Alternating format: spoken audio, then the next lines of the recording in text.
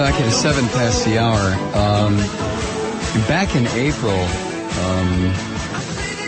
I got a call from my friend Bob Alexandra out in Seattle, and he had been smoking cigarettes for 44 years. He and I had talked before about the fact that I quit 8 years ago, and I quit with gum and patches, and it was the 87th time I had quit, and it was driving me insane, but I was finally able to do it. And I don't make a big deal about it because there's one thing I can't stand. It's listening to an ex-smoker or an ex-alcoholic or an ex-heroin addict or an ex-anybody who talks about, oh, my struggle, but you know, now I'm smoke-free, I'm alcohol-free, you know, okay, fine. And I think it's great, but that's like listening to all the details about somebody's appendectomy. So I don't talk about it a lot, but Bob had told me that he'd really struggled with quitting, and he has a young son, and Bob is no spring chicken either. He's not quite as old as I am, but he's also not in his 30s. So he wrote me about this thing he tried, the e-cig, and he wrote me two essays, and I read them both on the air, and if you were listening back then, you know what I'm talking about. He called me the other day, and he said, I want to give you a follow-up. I said, okay, send it on. Here it is. Hey, Mike, after the two-part piece about e-cigarettes aired in April, over 100 of your listeners went to superbeans.com/quitting, clicked on a link, and ordered an e-cigarette starter kit from sigeasy.com or Vapor for Life. I asked those vendors for email addresses from orders generated through the Superbeans link, and when I thought that everybody had received their kits and had been using the e-cig for 3 or 4 days, I sent out a survey. I was curious to see how everyone was doing during the first few days of making the transition from smoking tobacco. I could have waited, but I thought the first 3 or 4 days are the most critical. Everybody stops smoking the day they slap on the patch or start gnawing the gum. I think the real test is to check in after a couple of days to see if people have gone nuts or not. Here's what I found from the return to surveys. 88% had smoked for over 20 years. 76% smoked a pack or more a day. 88% had tried quitting multiple times, and 72% had tried nicotine replacement therapies or drugs. And after using e-cig for a few days, 68% stopped smoking tobacco cigarettes completely. And the remaining 32% had cut their cigarette consumption way, way down. And no one reported any of the white-knuckle, wall-climbing, jumping out of your skin insanity that happens when you try to quit smoking. Here are some excerpts. 1, I just feel no need to smoke cigarettes now, and I don't think I'll ever go back. 2, I don't stink of smoke. My breathing is easier, and my self-esteem has acquired six-pack abs. 3, I have more energy. My returned sense of smell and taste is exhilarating, and the shortness of breath and cough is gone. 4, the e-cigs were delivered Saturday afternoon. I opened the package and put them together, and I have not smoked a cigarette since. It's nothing short of miraculous. 5, after receiving the starter kit, I haven't had, wanted, or craved a cigarette since. I'm stunned. I keep thinking it couldn't be this easy. To have 27 years of guilt, shame, and anxiety about my health just lifted away in a matter of seconds. Words cannot describe the huge relief I feel. Even better, I ordered a kit for my niece who suffers from asthma, and I can't wait to get her off the cigarettes. The next one, just a little note of continued thanks. It's getting the e-cig starter kit for my dad. He hasn't picked up a cigarette and is no longer smoking 3 packs a day after more than 40 years of trying unsuccessfully to quit. Just like that, he quit. End of the excerpts. Bob continues, up to 500,000 smokers have switched from tobacco to e-cigarettes over the last 2 years. Dr. Joel Nitzkin, a doctor with a Master of Public Health, is the chair of the Tobacco Control Task Force, the American Association of Public Health Physicians. On April 2nd, 2010, he wrote, we favor a permissive approach to e-cigarettes because the possibility exists to save the lives of 4 million of the 8 million current adult American smokers who will otherwise die of a tobacco-related illness over the next 20 years, end quote. Dr. Murray Laugesen of Health New Zealand is one of the few researchers who have carried out an in-depth analysis of the contents of the e-cigarette.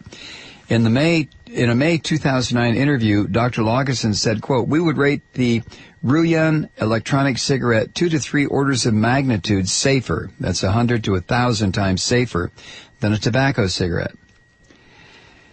So, the inevitable question is, why have health advocacy groups joined the FDA in trying to ban something that is 10 times more successful than the nicotine patch or nicotine gum in helping people quit smoking?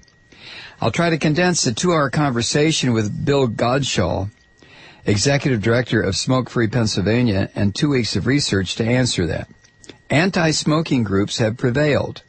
Smoking was banned in the workplace, bars, and restaurants. Cigarette advertising aimed at young people was stopped, and cigarette taxes were raised on the state and federal level to defray smokers' health costs.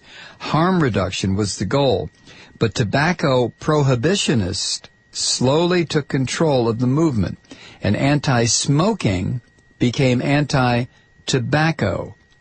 The words were changed from smoking kills to tobacco kills, even though smoke-free tobacco products are 99% less hazardous than cigarettes. By lying about smokeless tobacco, the prohibitionists have proved they were more concerned with stamping out all things tobacco than with people's health. The pharmaceutical industry only wants one story in front of the public. The only way to quit smoking is by using nicotine replacement products or drugs. The industry found willing mouthpieces to push that story in the anti-tobacco movement, and the extremists found a steady flow of cash. The FDA is also hooked on big pharma cash. For the first 86 years of the Food and Drug Administration's existence, all funding came through the U.S. Treasury. We paid our taxes, and the FDA received appropriations out of the budget. But in 1992, a law was passed that said for a large proportion of the work done by the FDA on new drug applications, the money's going to come directly from the industry.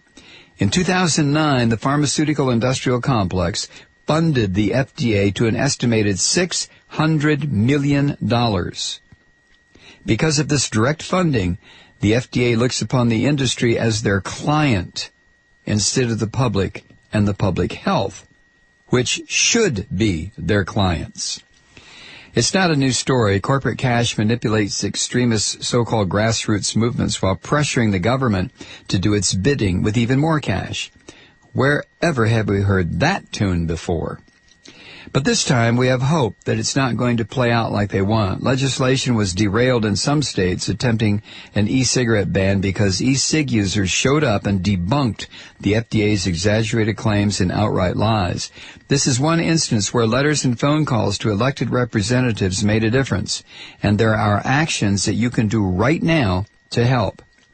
The American Association of Public Health Physicians is trying to get the FDA to reclassify and regulate e-cigs as tobacco products, thus keeping them on the market, instead of banning the products by classifying them as drugs or devices.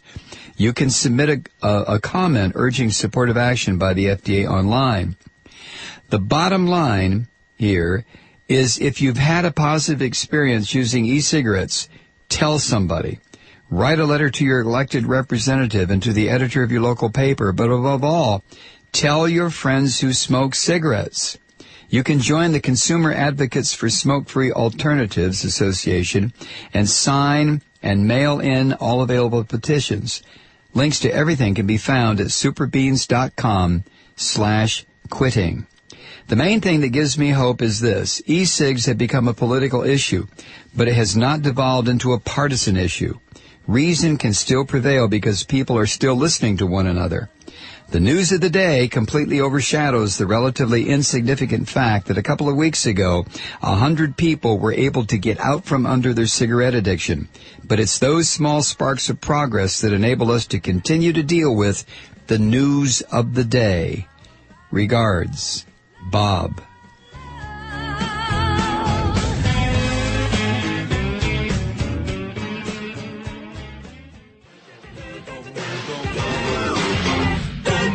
Get your news unfiltered, only with Mike Malone. 21 past the hour.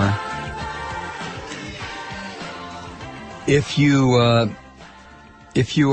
want to get more information or to follow up or to stay in touch with Bob or whatever about these e-cigarettes, you can go to superbeans.com/quitting and get all the information you could possibly want.